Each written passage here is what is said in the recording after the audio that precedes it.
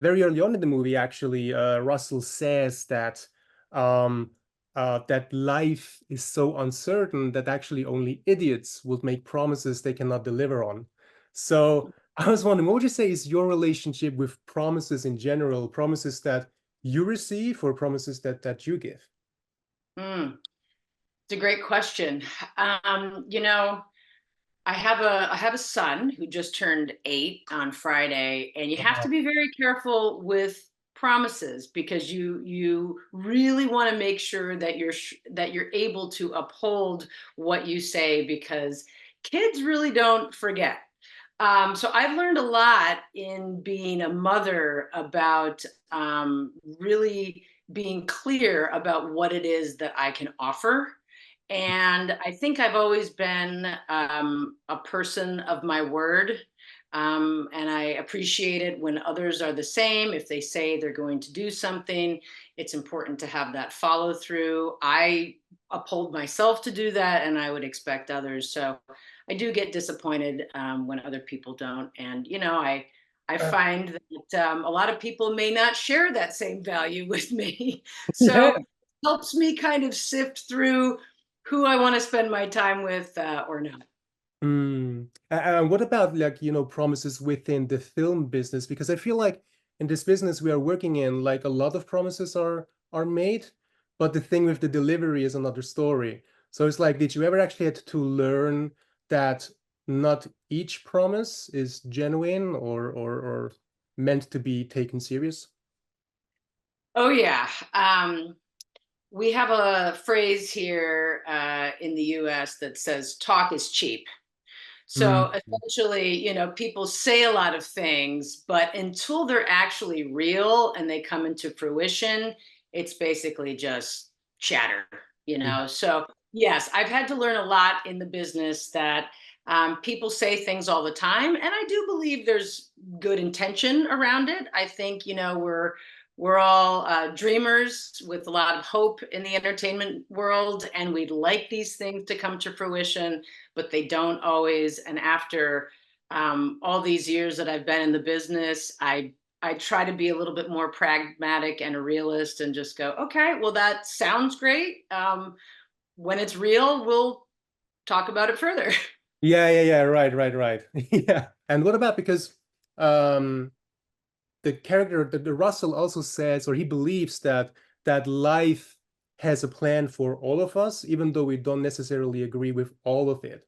I was wondering if you know that from your own life or career, was there ever like a moment where you felt like that life had a plan for you kind of disagreed with? I think that happens almost every day.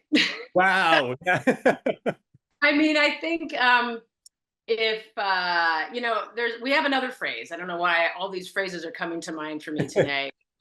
But if you want to make God laugh, tell him your plans, Mm. right? So I think we all have these plans in life that we'd like to see come to fruition, that we believe in, and that we go for, but they don't necessarily go exactly in the way that we want them to. But I do believe there is a purpose around it, and I feel that it's important to learn the lessons that you get from what actually happens and be open to that and open to the experience, and then you can truly find the joy in life. Because I think if you're just holding on to it has to be this way or I'm not going to be okay, you're setting yourself up for a lot of disappointment and you're missing the journey and the beauty of the life lessons. I mean, they may be hard, but I think that's a really important part of just finding your joy. Absolutely, so true, so true. And what about self-reflection? Because there's like this moment in the film where Russell kind of describes to the audience through voiceover what it is that he sees when he looks into the mirror. And I was wondering, what is it that you see when you look into the mirror? Do you ever see more than just like the obvious reflection of yourself? I love your questions, Carmine. These are Oh, great. These are maybe great. it's like, This is more ah, than just discussing the movie. No, this is really interesting. So self-reflection, and just in the kind of idiom of it being itself and looking in the mirror, I think has been one of the most important things I could do in my life. Mm, I think as an artist, as an actress, producer, I'm studying people all the time. And of course, I'm with myself the most. So I've studied myself the most. right. And in order to create other characters and to really understand humanity, you've got to dig deep. And I think that is also where you really find out the truth, good, bad, or otherwise. Mhm. And you also find out the joy. So for me, self reflection has been a vital point of my personal growth. I started at 18 with meditation, and I was really into meditation for a number of years. And then I've done all other types of personal growth work, and then I think just life experience too. The older we get, the more life we've lived. Um, Really helps you be the best person you can be, and certainly you can foray that in an artistic manner as well. Wow, that is so interesting. Thank you so much for sharing. Yeah, yeah, my pleasure. Thanks for asking the question.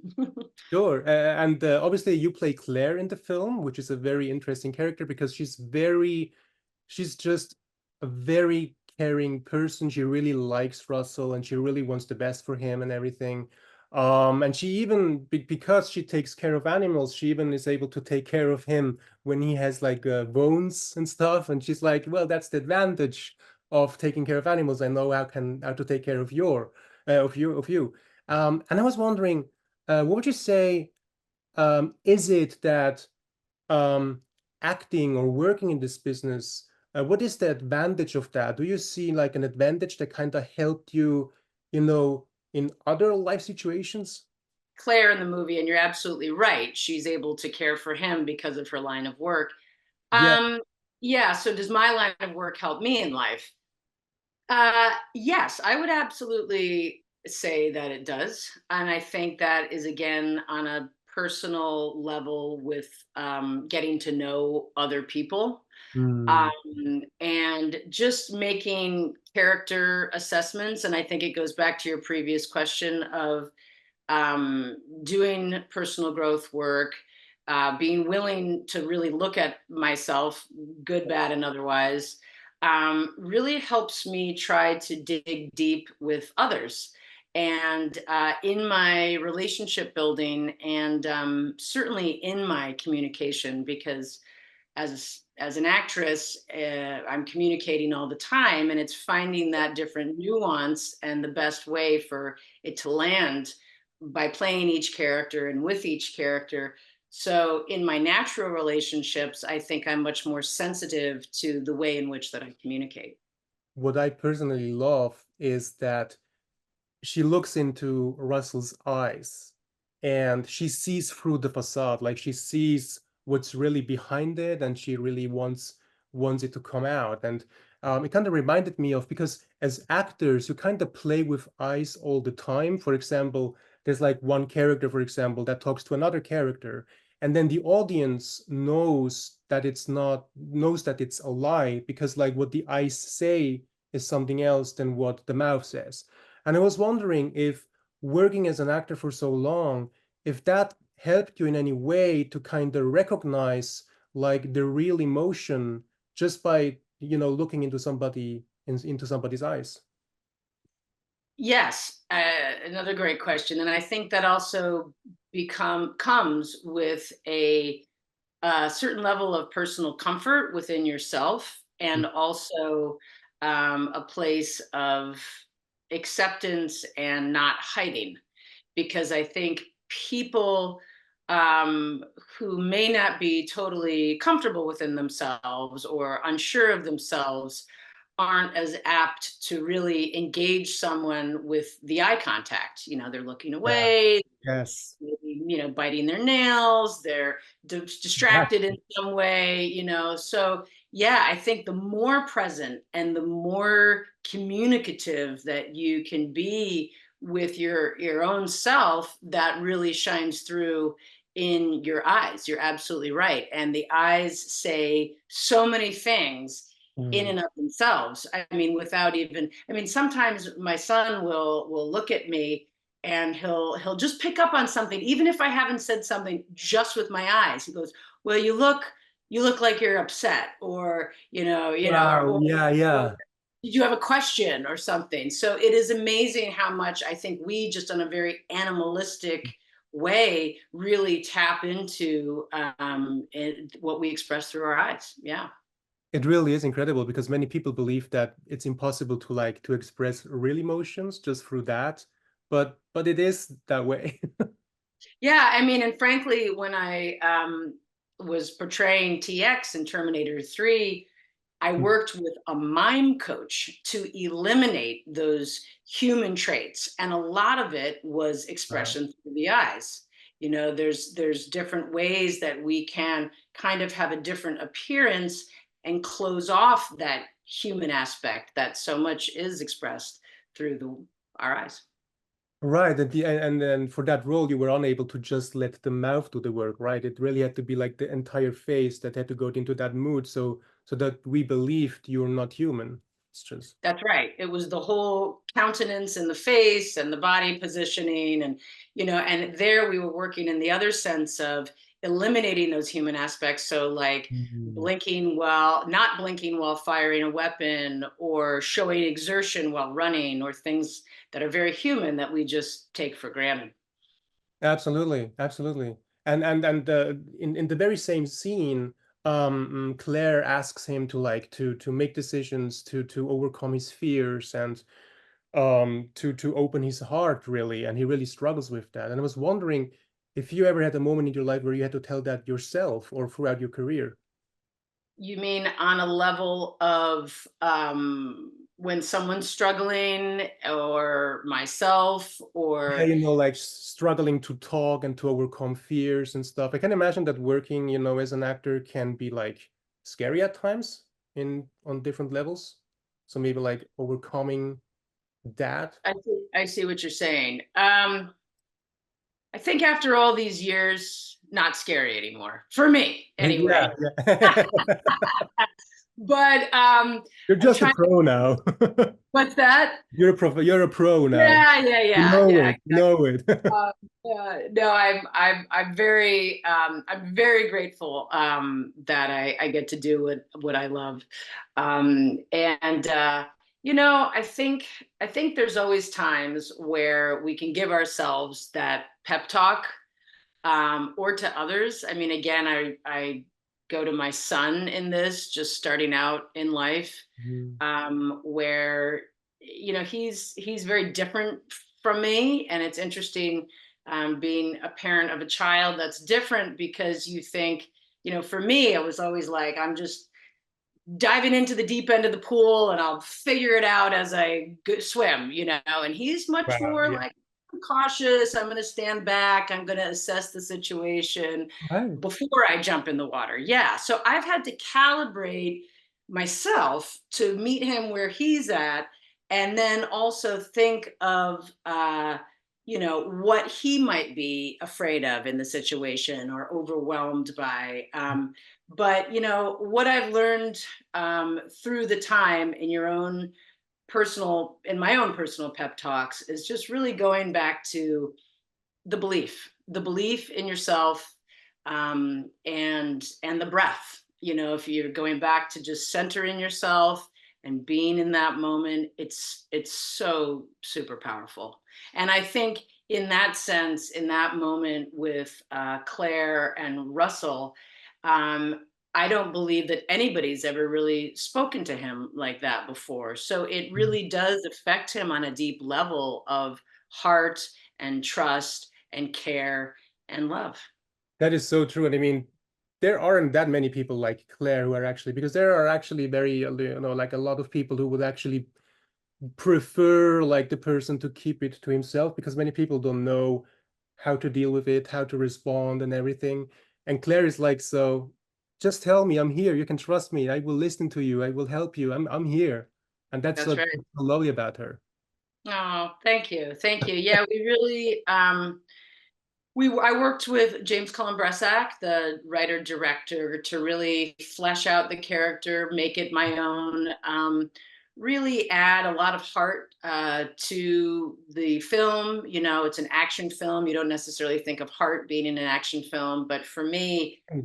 it's really important to feel for the characters, no matter what the movie is, what the genre is, because then you want to root for them, and feel for them, good, bad, or otherwise. I mean, still in T3, you know, and I'm playing this killer robot. I still want you to root for me. You've got to feel for me in some Yes. way. So it's Yes. very, very important for me to really build that subtext clearly in the roles that I play.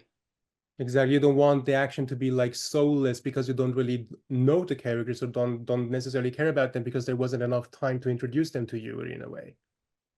Right, right. And then for me as a viewer, I end up checking out. I lose interest Yeah. in the characters in the film, and generally I end up walking out or turning it off.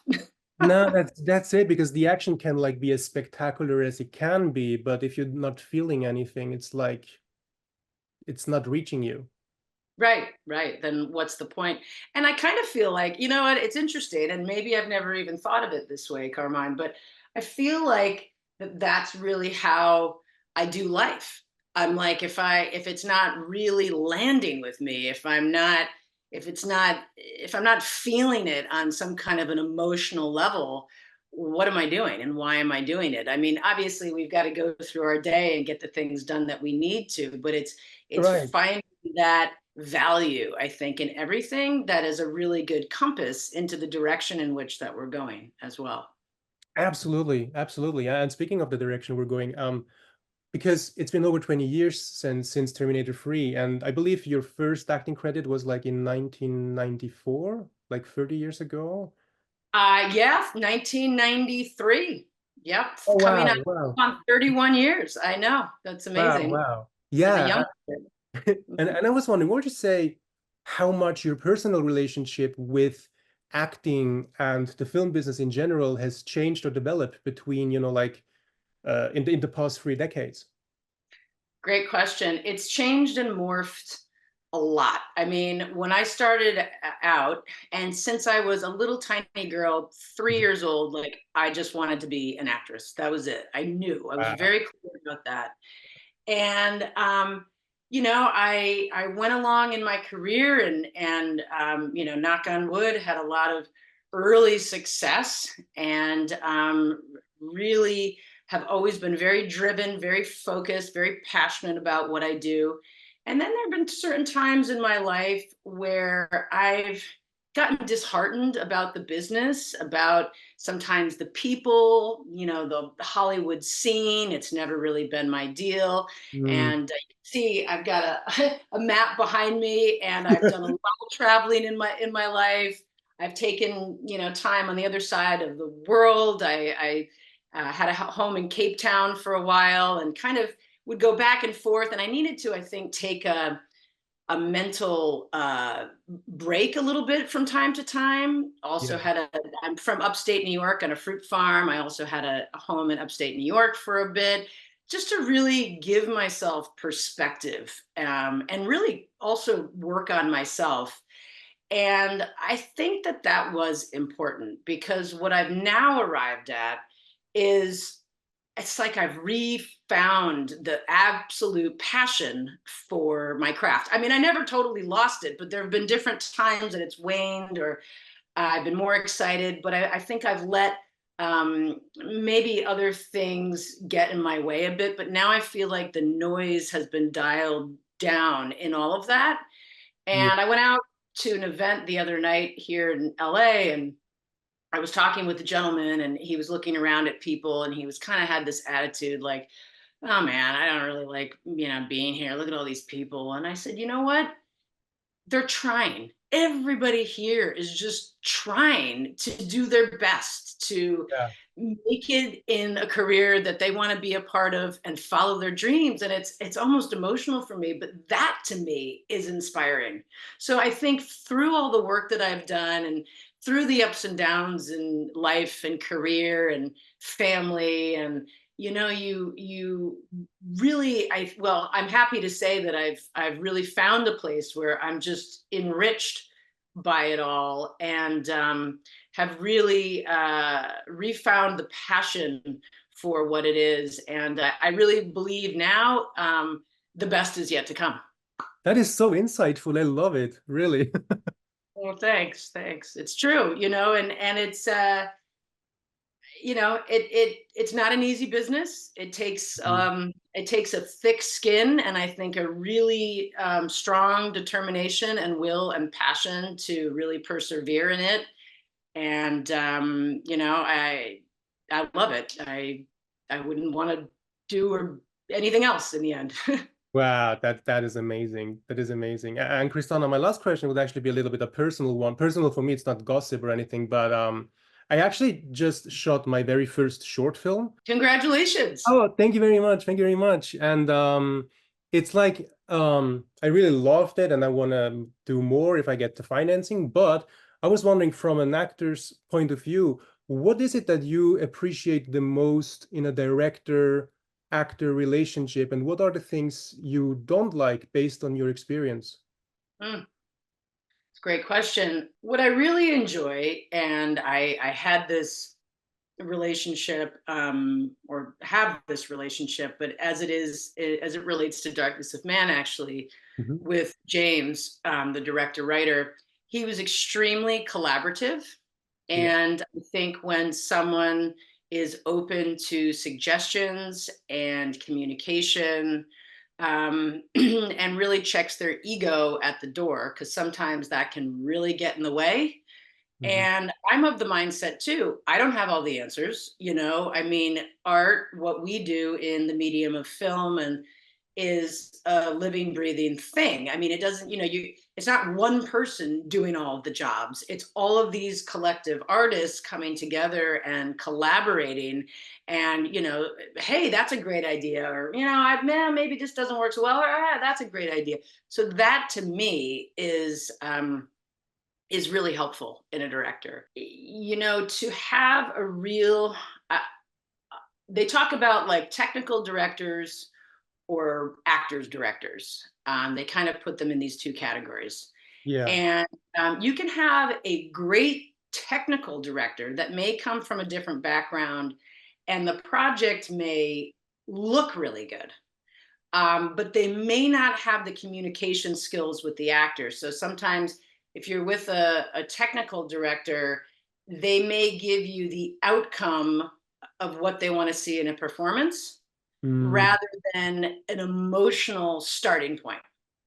So, as an actor, I would prefer a director to come from an emotional place, with a deep understanding of the character, and then allow me to take that journey and see what the outcome is, rather than starting at the end of the outcome and working backwards. Does that make sense? Absolutely. Like basically not having someone who basically just takes a look at the shot itself, that everything looks good, but that really comes across what is discussed with with the actor directly. Yes, and also even more specifically, as far as performance notes go, like, a technical director may say, I want you to be more angry about whatever, the scene is, but, which is broad, and that's fine, sometimes, but it'd be nice to say, like, I think she's, really frustrated about him leaving her and the child custody, and how do you feel about that, and just keep that in mind. So Mm. it's not as like outcome based, but more, okay, let's talk about what they're actually feeling and experiencing, and then let me find that journey to get to the anger or whatever it is.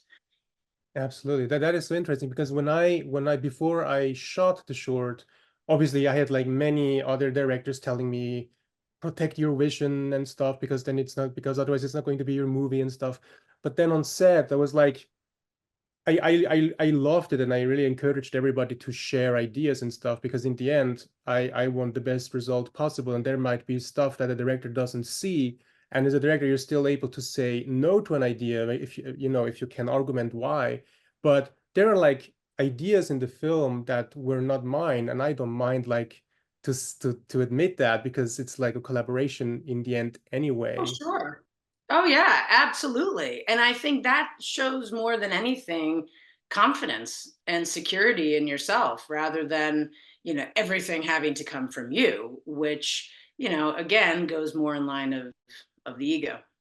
Absolutely. Yeah. And speaking of that, because like a writer of locations, of movie locations, actually told us, that there was like a Swiss snowboarder that the big production kind of hired as an expert. And then like for a big snowboarding action scene or stuff. And then like the snowboarder kind of um, gave like suggestions to the director what he could do, and the director adapted that, but the director wanted nobody to know that it wasn't his idea. And it's like he felt very like, I don't know, attacked. It would make him feel really bad if people would know that wasn't his idea. Wanted to take all the credit for it. Yeah. Yeah, Yeah. exactly, basically. Yeah. That's just a big ego. And I think in the end, I think the key to success too is people want to work with people that they like, that they enjoy, that are going to show up and put their best foot forward and have a good attitude. And in the end, I think that's what makes longevity in the career as well.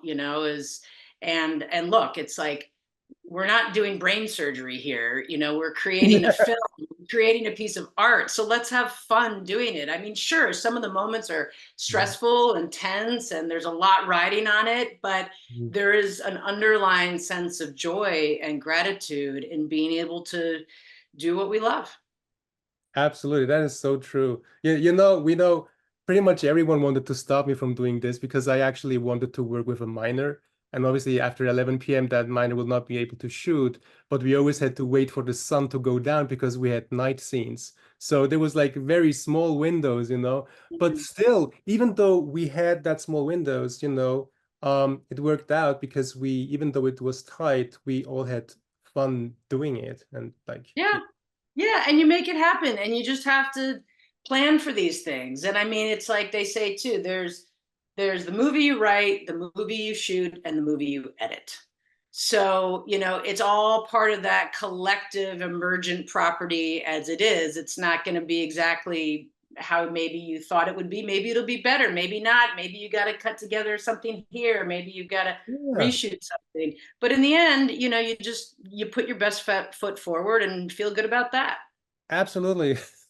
Seriously, Kristanna, thank you so much for your time today. I really, really appreciated your time, and I loved talking to you. Seriously, thank you so much for sharing all your thoughts with me. No, this was great. No, I love talking to you as well, Carmine. You had Thank you so much. wonderful questions, and Really.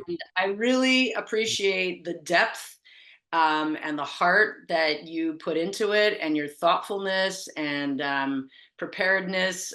So no, it's great. It's great. I'm sure you'll have a lot of success in all your endeavors.